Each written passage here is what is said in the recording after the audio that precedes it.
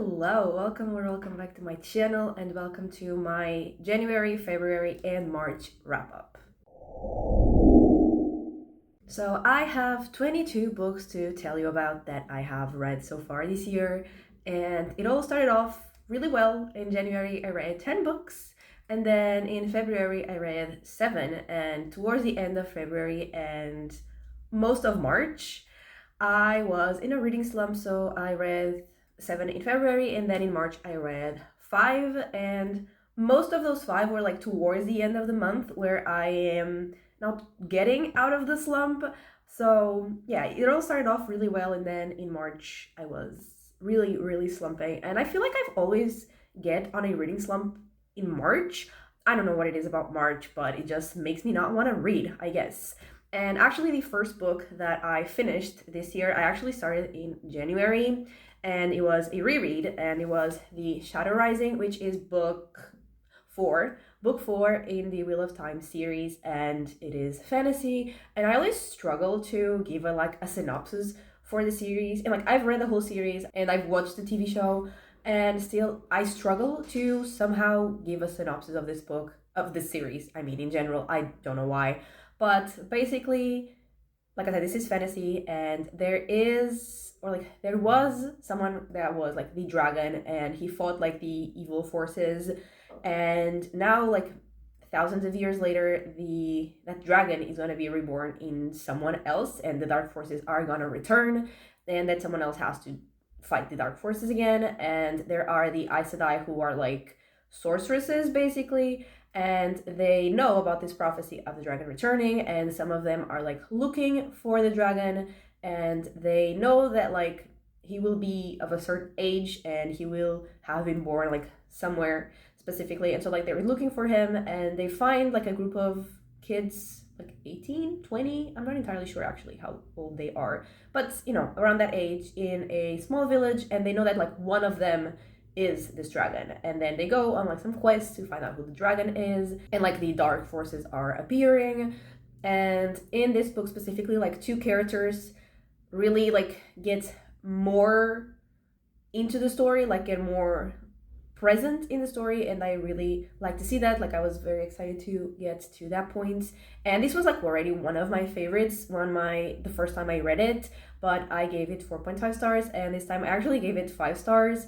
And it's really great in this reread. It's been great to catch all the details that I didn't catch before, either because I was overwhelmed with the amount of information, or just things that obviously didn't make sense to me at the time because I didn't know what was going to happen in the future, but now I know, so I can catch all these little details, and I love it. And yeah, so I gave it 5 stars. My first read of the year was 5 stars, so that was fantastic. And then I read Wayward, which is the second book in the Wanderers duology, which is sci-fi.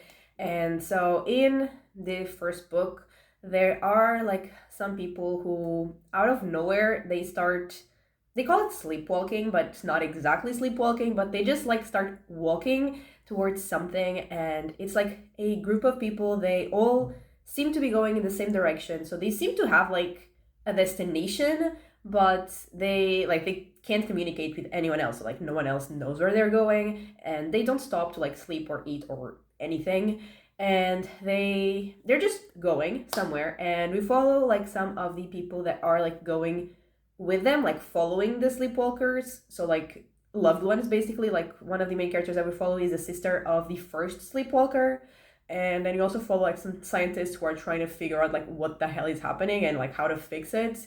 And at the end of the first book, there was a reveal of why this was all happening. And so in this second book, we are dealing basically with the aftermath of that reveal. And basically the first book was sort of the apocalypse starting, and so this second book is more post-apocalyptic, because some time has passed, there's been a time skip, and the world is very different, and there are some characters that we continue to follow from book one, others are new characters. And yeah, we are dealing with how different the world is, and how there's something still in control. And overall, I enjoyed it. I had a good time. And there were a lot of moments that like I got really invested in, but I think just overall it was pretty slow paced for me. So like there would be like something big happening and I would be like, "Oh my god, this is going to get crazy." And like it did, but for a little bit, and then the rest would be slow until like the next big moment. And yeah, I just think like for me personally, I overall mostly enjoy faster paced books. So like for me, it was a bit slow, but I still had a good time, and I gave it 3.5 stars. Then I read Through Gates of Garnet and Gold, which is book I think 11 in the Wayward Children series, which is a series of fantasy novellas. And in this series, we always follow like some kid that goes through a magical door that appears to them and they are transported into another world. And some of them, I think probably most of them, feel like they really belong in that other world and not our world, but sometimes they are forced to return. And when they do return, there is a school for these children that come back from these other worlds to try to adapt to be back in our world. And so we basically follow these kids as they explore or like when they are at the school. And I have like mixed feelings about the series because I love the books where you get to explore a new world, but the more like quest based books, I for some reason don't love. And I don't know why, because I usually do love a quest in a book, but in this series specifically, like I don't know why. I still enjoy them. Like I've enjoyed every single book in the series, but I love the ones that where you explore the world like way more.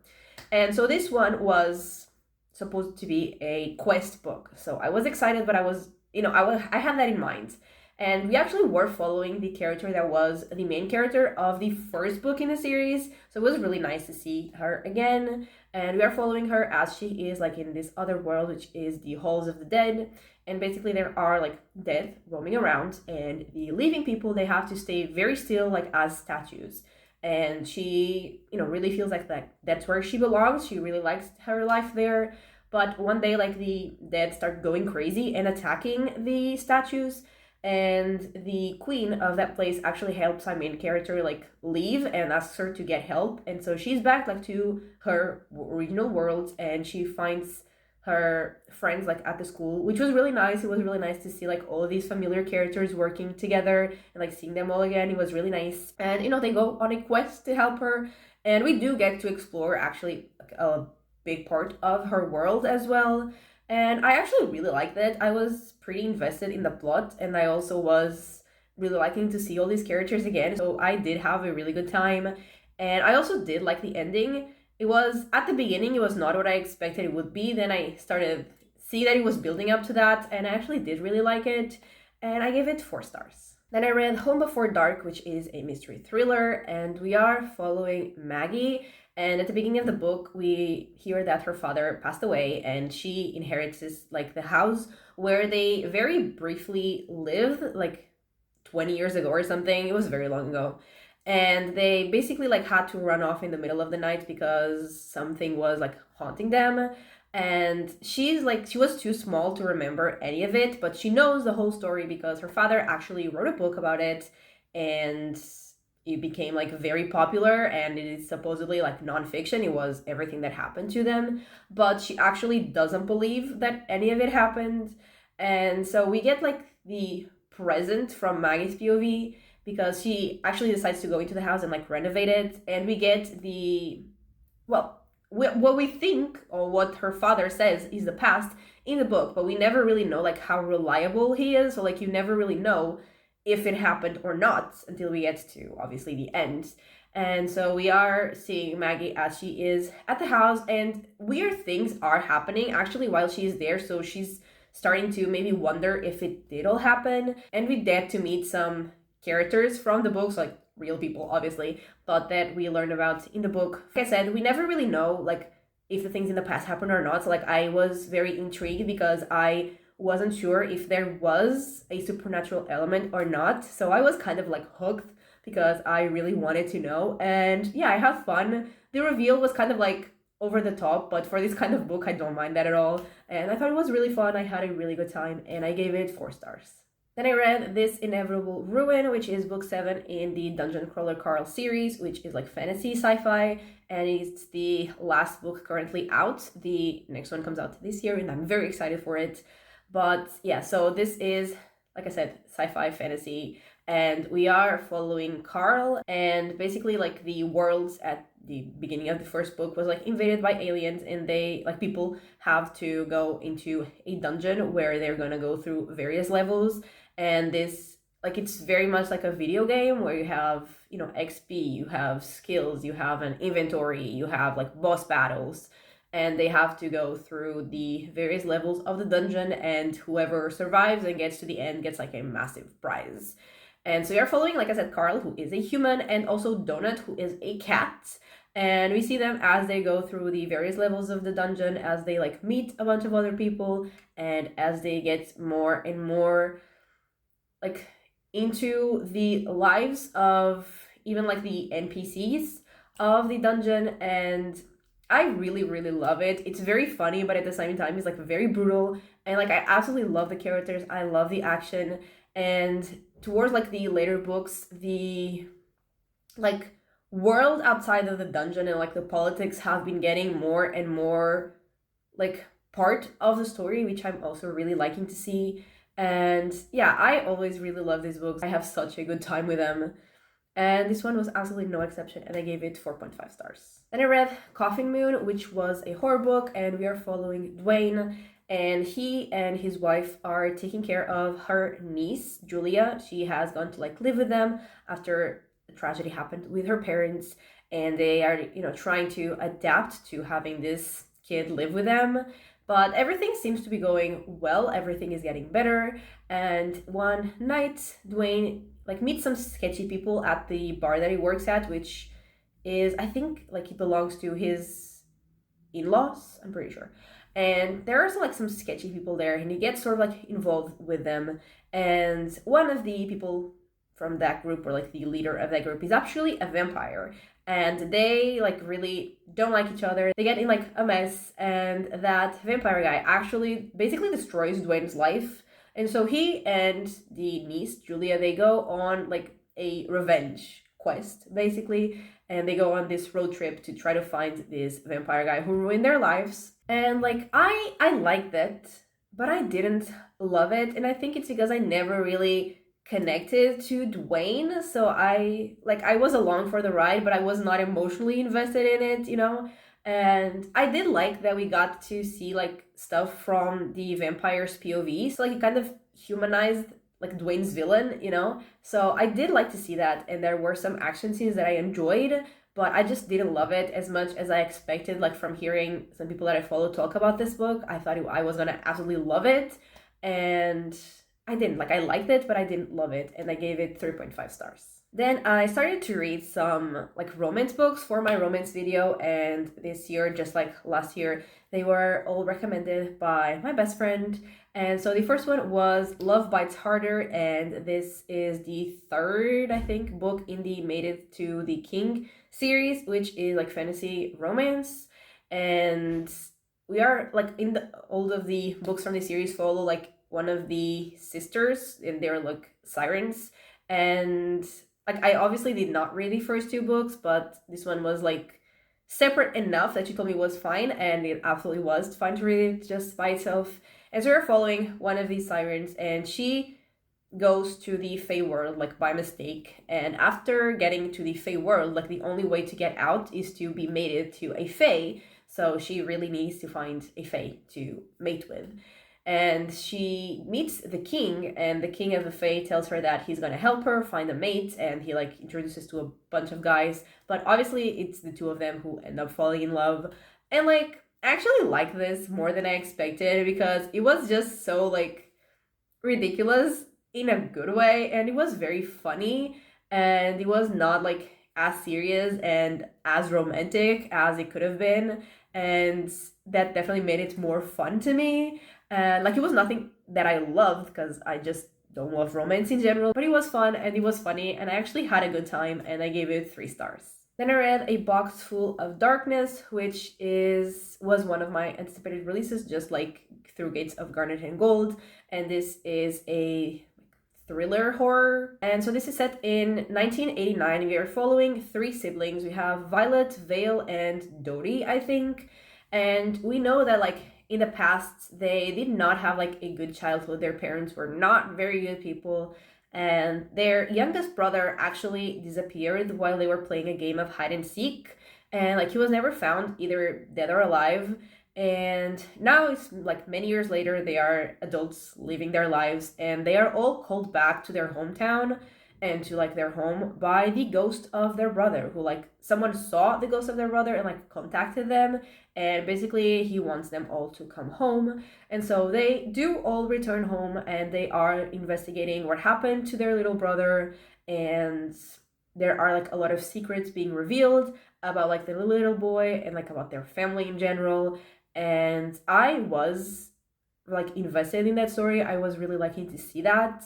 And also I did like the dynamic between all the siblings, because they were not very close, and that obviously was because of all the things that happened in their past, in their childhood. So it was definitely interesting to see like their dynamic, and as they were like working together or not working together.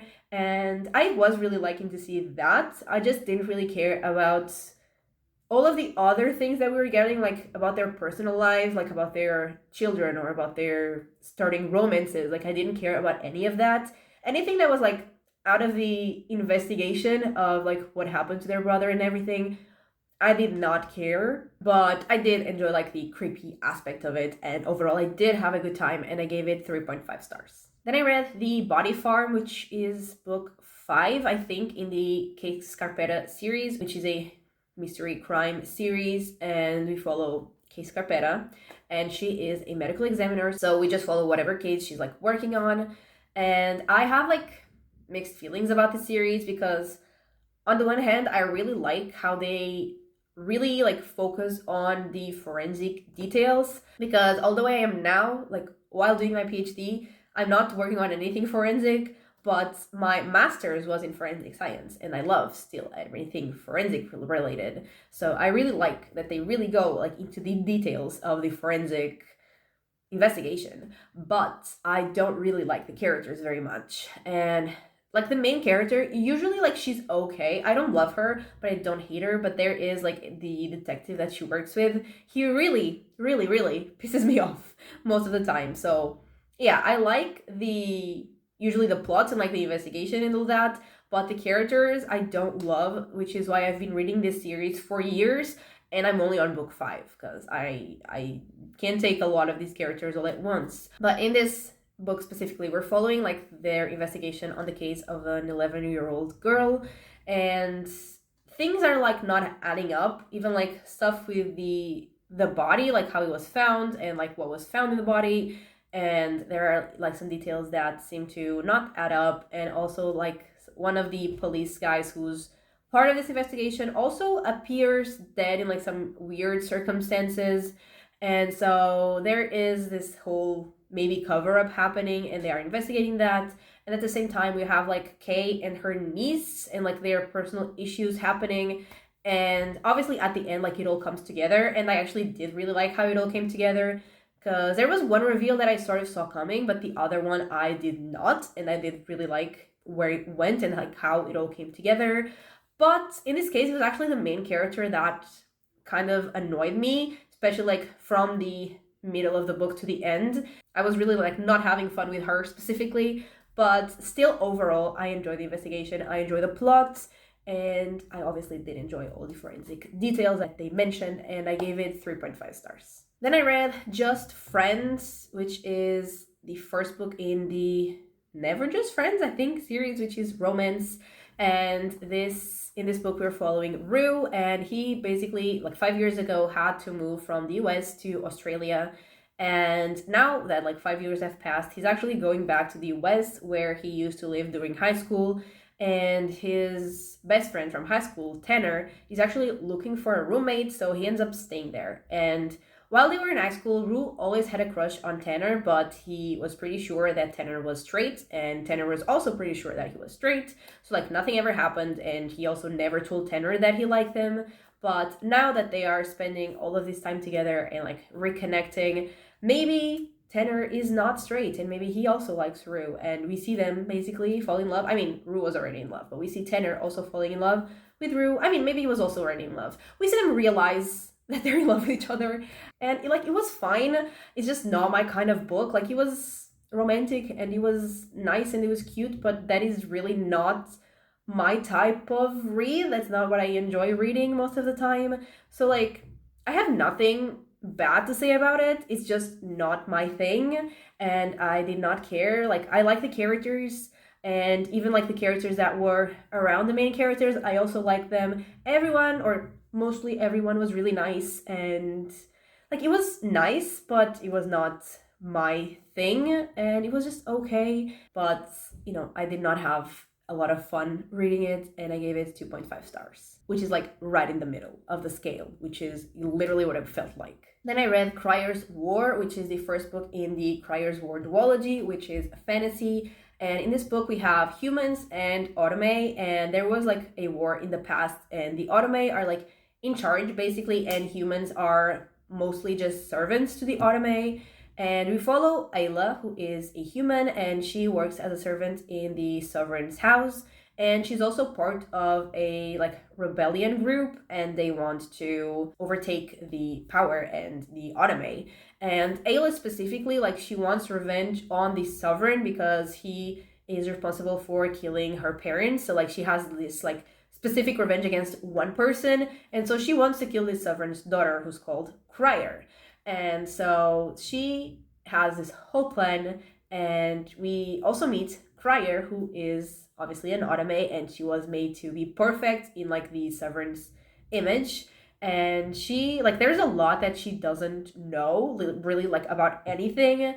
And she, meets Ayla, who is there to kill her, but ends up not being able to for several reasons. And then we see Cryer as she starts to learn more about the Autome in general and about herself and about the humans and about everything, and realizing that like maybe the father that she thought was perfect is actually not, and she who she thought was made to be perfect, maybe she's actually not as well. And there is like a queen from another land that is more like connected to the humans than we expected, and there is that the rebellion is still like gonna start, it's still gonna happen, and there is a lot going on, and I really liked it. I really liked both of the main characters that we're following, and there is like a slow romance building between them, which I actually didn't hate, which is crazy. And I really like to learn about this world and like learn as Cryer was learning as well. I really like that as well. And yeah, I had a really good time. And I think like the second book, from the way that like the first one ended, the second book I think is gonna be crazy. I still have not read it, but I definitely want to. And yeah, I had a good time and I gave it 4 stars. Then I read The Bone Queen, which was also one of my anticipated books, and it is a horror book. And we are following Jenna, and she goes to a small town on an island because she is looking for her daughter, who, after some weeks of acting strangely, she actually disappeared. And the only clue that Jenna had was the ferry ticket to this island. So she goes there looking for her daughter. And as she's there, she starts hearing about the legend of the Bone Queen from the people who live there at the island. And we get like some past chapters from Jenna's daughter's POV, and they are like getting closer and closer to the present. And we also see how her daughter learned about the Bone Queen and how she started like being involved with the Bone Queen.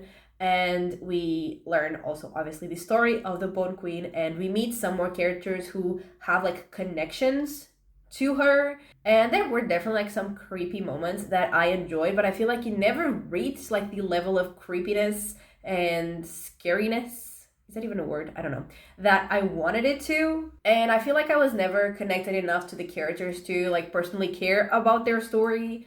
So I enjoyed the creepiness, like I said, and the like overall atmosphere in the island I did really enjoy, but I didn't like absolutely love it. But I did like the like very end of the book, I did really like. And yeah, overall had a good time. Did not love it, but I gave it 3.5 stars. Then I read The Devil and the Deep Blue Sea, which is the second book in the Grumpy Devil series, and it is romance. And in this one, we were following Drew, and she went on a vacation with her sort of ex's family, but they were like trying to give it another chance, I guess.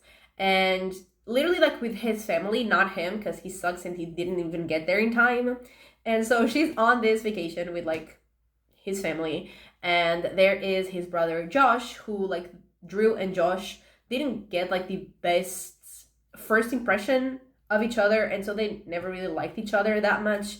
But now that they're spending more time together, she's realizing that like maybe he's not so bad, and the romance is like between the two of them.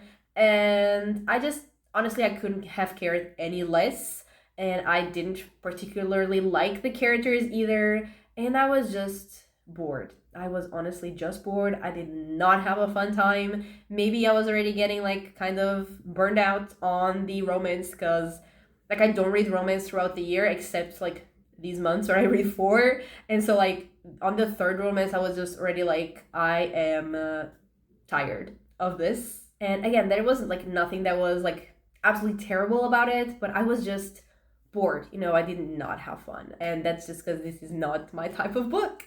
And I gave it 2 stars.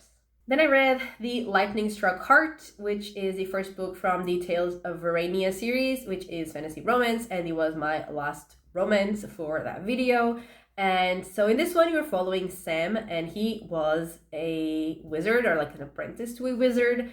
And this book like starts out absolutely insane. And so like he is imprisoned by a villain, and he's there with his friend Gary, who's a unicorn.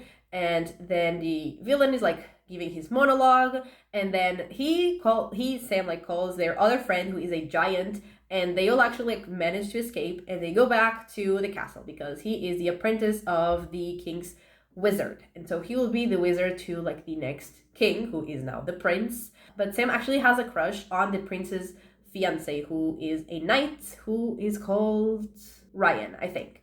And so he has a crush on the prince's boyfriend slash fiance, and he is gonna have to, work for the prince when he becomes king. So like this all happens in the beginning of the book, and that was crazy.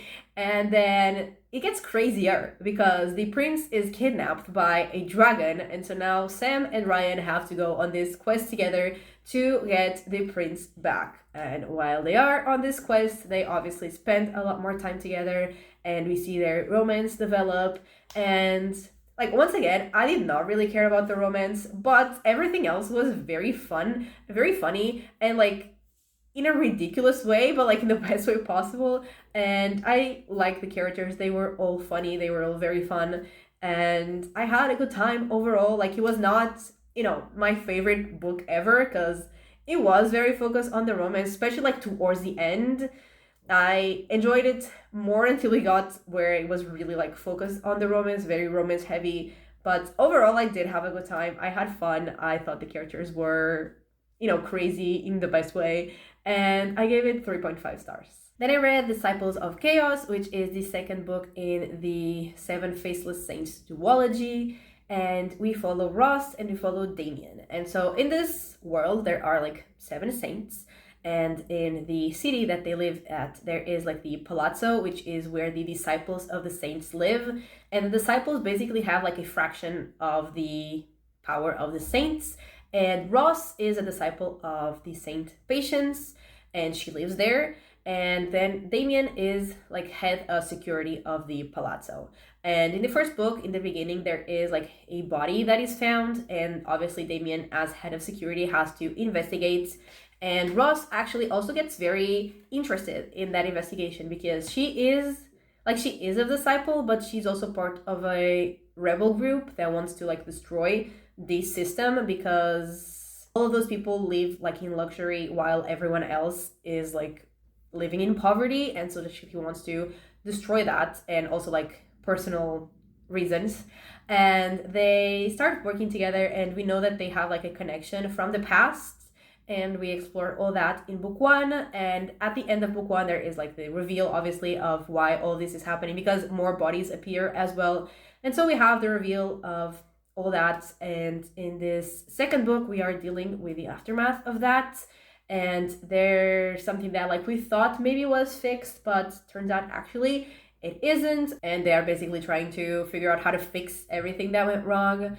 And I was definitely enjoying the book, and like I was invested in the plot, but I think maybe it was because I read the first book so long ago that I was not like connected to the characters anymore. I didn't really care that much about them. Like I was enjoying the plot, but that was it. And also it was like kind of heavily focused on the romance, and not just like with these humans, like also what we were learning from the saints. At some point it got very like about a romance, and although like one of my favorite parts of this book was that we got to learn a lot about the saints, like I really enjoyed that, but it just got very romance heavy as well, like towards the end, which I didn't love. But overall, again, I had a good time. I just didn't love it. And I also gave this one a 3.5 stars. Then I read Those Beyond the Wall, which is the second book in the Space Between Worlds, I think, duology, which is sci-fi. And yeah, I was finishing like duologies in these last couple months. And so we are following, in the first book, we are following Kara. And there are like a lot of basically parallel worlds, I guess. And people can, like from Kara's home world, they can travel to other worlds, but they can only travel to a world where like the version of themselves of that world is no longer alive. Because if there are like two versions of the same person in the same world, like things go wrong, basically.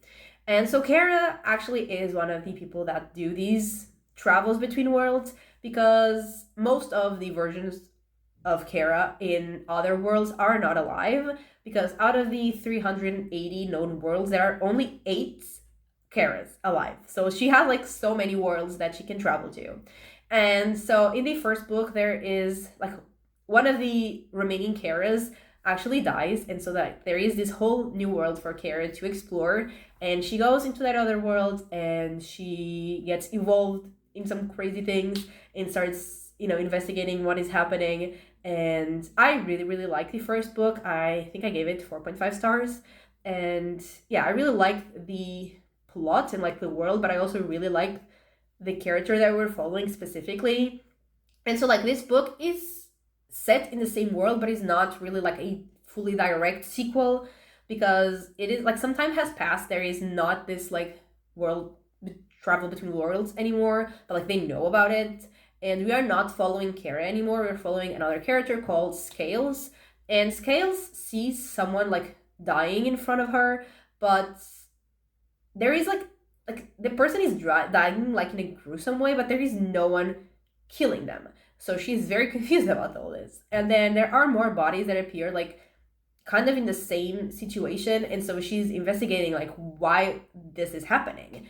And I was like interested in the plot, but I was not loving following Scales as I loved following Kara. And even the plot, like I wasn't as invested in it as I was before. But then in the second half, I actually got more invested, and we also got to see some familiar characters from book one, which also helped me like the book even more. And I ended up actually really enjoying it, and I gave it 4 stars. Then I read Operation Bounce House, which was like fantasy sci-fi, and I decided to read this because it's from the same author as the Dungeon Crawler Carl series, which I love, like I mentioned before in this video. And so in this world, there are like humans living like in other areas of the universe, not just on Earth. And we follow Oliver, who is a colonist in one of these other places, and all he wants is to just like run his family's ranch and just like play with his band. But one day, like some machines appear and they start like attacking them, and they learn that basically this is like from people on Earth that are like sort of, attacking them as if it was just a game. And they obviously have to, protect themselves and their home. And we see them do all that, to see them fight. And we also learn like why this is happening, like why they are being attacked by these people on Earth. And it is, absolutely terrible. And there were like a lot of action scenes that were great. And just like the other series, I thought it was very like brutal, but it had a lot of humor at the same time, which I really enjoyed. But one of the reasons why I love the Dungeon Crawler Carl series, like, yes, I love the action, I love the world, I love all of that, but I just really love the characters. And I feel like in this book, I never really loved these characters. I never really cared that much about them. I never really connected. And so I definitely did not love this book as much as I love that other series. But I still enjoyed it overall. I had a good time. I just did not love it. And I gave this one 3.5 stars. Then I read Rule of Wolves, which is the second book in the King of Scars, I think, duology, which is fantasy. And it is the, I think, seventh book in the Grishaverse. And at least for now, like the last book of the Grishaverse.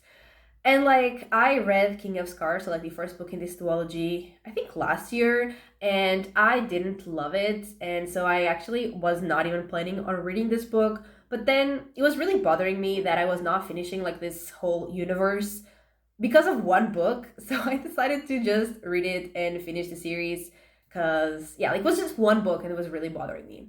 So we are basically following some characters from the Shadow and Bone trilogy and then also a character from the Six of Crows duology. And they're like characters that I loved in their initial series, so I thought I was gonna love this duology as well. But I just didn't really like that we were just getting like more of the same thing that we had gotten before. Like I wanted something new, something fresh, and I was just getting like more of the same that we got like in the Shadow and Bone trilogy. So I was bored basically in the first book, and in the second book it was no different because it was the continuation. So unless like something absolutely crazy and twisty happened, like I was gonna feel the same way, and I did not really care about the plot. I did like to be like with these characters that I like again and to be back in this world that I like again. And like the nice part about this book was getting to see like some cute moments with the characters and like heartwarming moments between the characters. That was the only part that I liked. The rest, I didn't really care. I was kind of bored, and I gave it 3 stars. Then there is another reread, and it is Project Hail Mary because I wanted to reread this book before I watched the movie, and obviously I did. And so this is a sci-fi book, and we follow Ryland, and in the beginning of the book, he wakes up he doesn't remember anything. He doesn't remember who he is, where he is, why he's there, what his whole purpose is. But he very quickly finds out that he is in space, and he's there for, a reason. And we get, like, as he's getting his memories, we get, like, flashbacks from the past. And so we know that basically the sun is dying, and he is one of the people that was sent to try to save the world, basically. And he starts like remembering how he's supposed to do all that, and he is just very, very far from Earth, very far from our solar system, and he is on this mission to try to save the planet and try to save the sun, basically. And I absolutely love this book. I gave it 5 stars the first time I read it, and I love Ryland because like a lot of the book is just like following him as he is alone on this spaceship, and like he could be boring to just follow this one character and just be like in this one character's head while he's alone, but it actually is not boring at all. And I think it's because he's just like so funny, and like I absolutely love him. And then there is like another character introduced at some point, and like that just makes everything so much better. Like I absolutely love that character so much, and like the friendship that happens in this book is just like so heartwarming, and I love it so much. And I love the end, and I love also how like science heavy this sci-fi book is. And yeah, I love everything about this. And the first time I read it, I just read it physically. This time I listened to the audiobook actually, and the audiobook was amazing as well. So I loved everything about this, and this was the first book that I read like as I was trying to get out of my reading slump. So I was afraid that I would not love it as much because, I did not want to read anything, but I loved it just as much. I gave it 5 stars again. I also love the movie so much.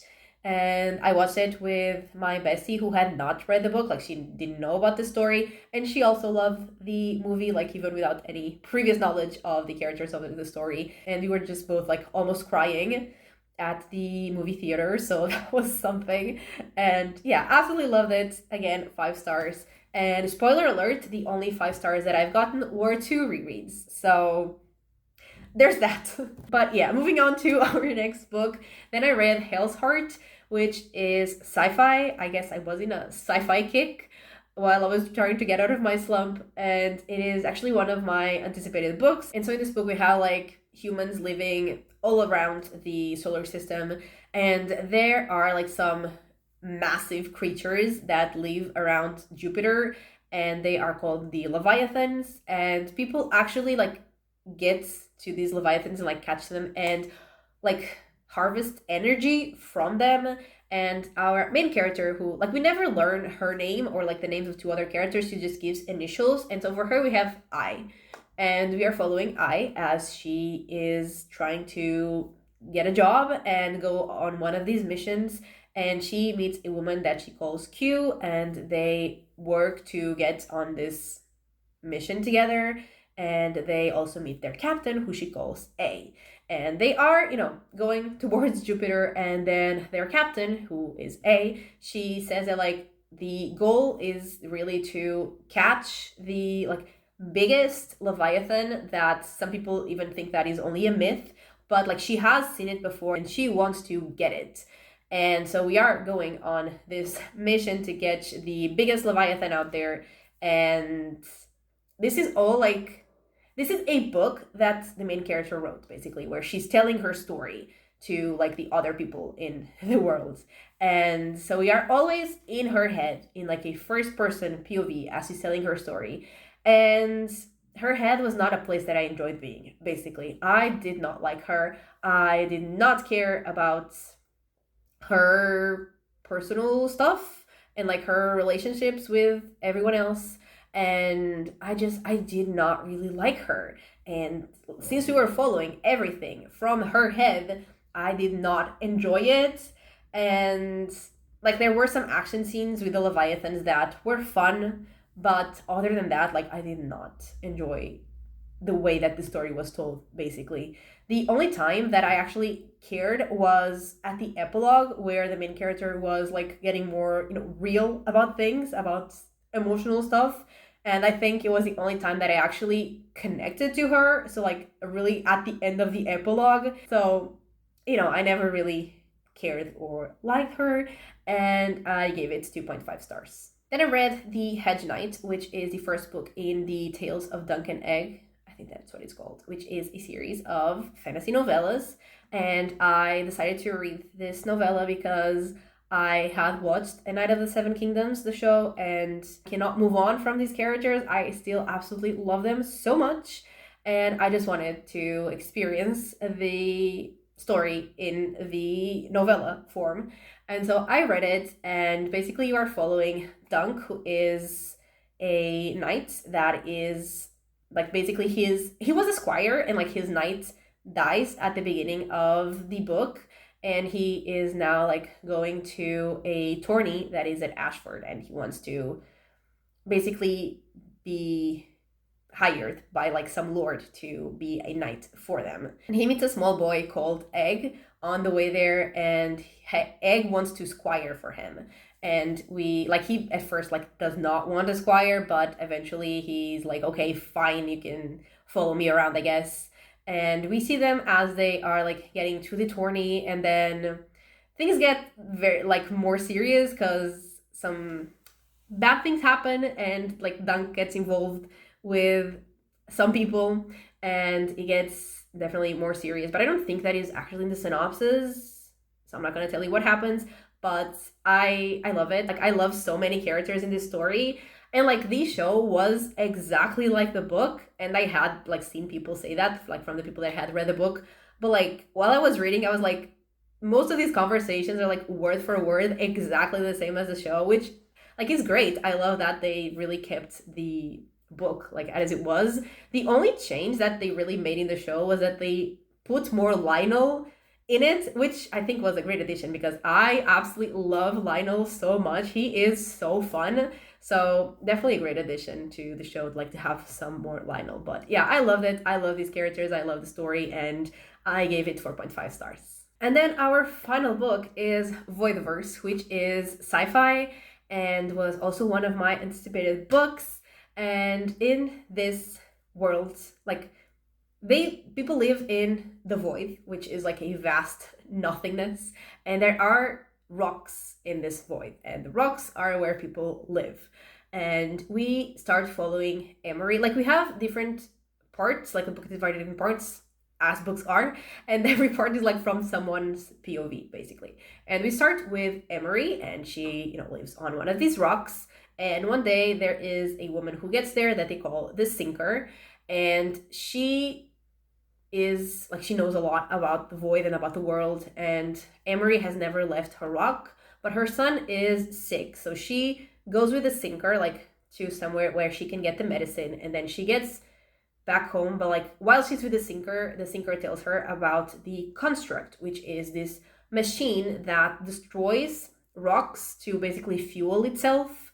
And when Emery gets back home, like, the Construct is there, and like her home is destroyed. And then we follow the Sinker and learn more about like her and all that she knows. And then we get to another POV from another character that lives in another rock, and a rock that the Construct is going for, because there are like some anomalies in the void, and the Construct is usually after those anomalies, and there is one in that rock specifically that character lives at. And the Sinker also gets there, and they are trying to basically save this anomaly from the Construct and trying to destroy the Construct. And then, like, I was feeling okay about it, but then we got the POV of like the people from the Construct, and I definitely like that more, to really learn about like what the Construct really is. And like, we know that they're after the anomalies, but like, why, and like what they're trying to achieve or what they're trying to prevent with it. And I really liked to see that. And like, I was invested ish, but I just never really connected to the characters enough. Like, the only character that I was more connected to was the Sinker, because that's who we got more of. And I did really like to see like how she was connected to the Construct, like how she was connected to all of it. I did like to see that, but overall, like, I was enjoying the plots, and especially when we got to see more of the Construct, but I didn't absolutely love the characters. Like, they were fine. I didn't dislike them, but I didn't, love them either. And it was just mostly okay. Again, I liked it. I didn't love it as much as I would have hoped. Like, I don't know if it was like my slump that prevented me from loving it more, or if really it would have been the same if I had read the book at any other time. But I liked it, but I didn't love it. And I also gave this one 3.5 stars. And yeah, those are the 22 books that I have read so far this year. And I am actually like very close to finishing 2 other books. And one of them I think I've been reading like since the beginning of the year almost. And I mean, it is a very long book. It's a 1,200-page book. So like, it would take me long, but definitely wouldn't have taken me this long if I hadn't gotten, on a slump. But I have like 70, I think, pages left, so I will probably finish it today. So, I'm reading now. I don't think I'm fully out of my slump, but I am definitely getting out of it, and I am very happy about that. But yeah, that is everything for this wrap up. And there were some books that I didn't absolutely love, but overall, I think it was positive. I think I enjoyed most of the books that I read, which is great. And like I said, I am getting out of my slump, which is also great. And yeah, that is everything for this video. So thank you so much for watching. I really hope that you have enjoyed it. And if you did, give it a like and subscribe, and I will talk to you next time. Bye!